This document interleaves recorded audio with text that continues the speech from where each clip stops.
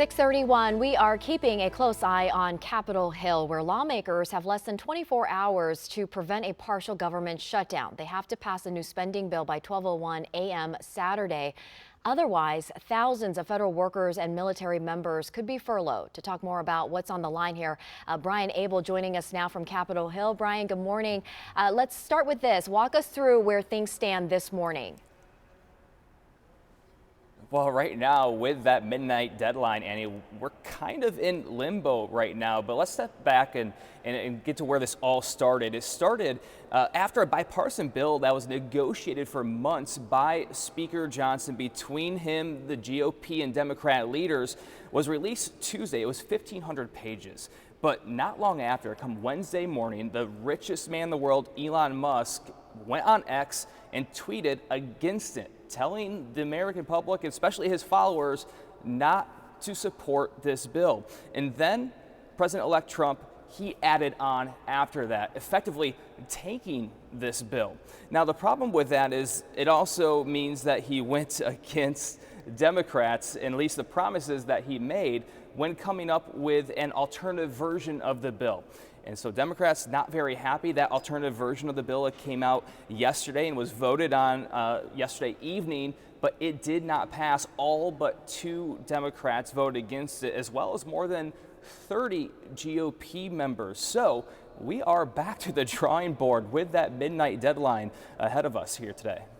So that really speaks to how we got here. What do lawmakers have to do before a deal gets passed? Yeah, it's kind of unclear at this point. What we do know is that House Speaker Johnson really needs to try to thread the needle with any stopgap funding measure that gets the support of his own caucus, as well as President-elect Trump and some Democrats. He's going to need that support in order to get anything passed. Of course, if there is a deal to be made, it does have to come onto the floor. And then it also has, we can't forget about the Senate that currently is in Democrat control. So the Senate would have to approve it as well before it gets to the president's desk.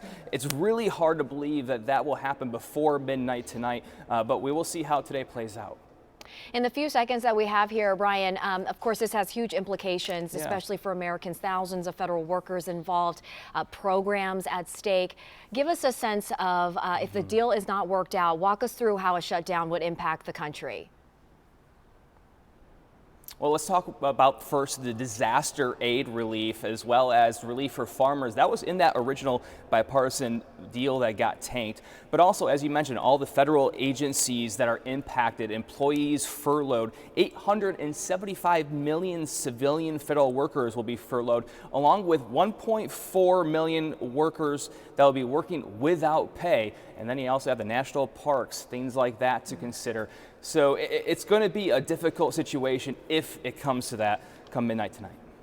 Okay, well, this is the big story. We're going to stay on top of it. Brian Abel, we appreciate you.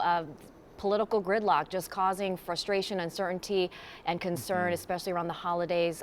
Thank you so much for your time and bringing us up to date. We're going to continue to keep a close eye on Capitol Hill, of course, as this deadline creeps closer and provide you with the updates throughout the day.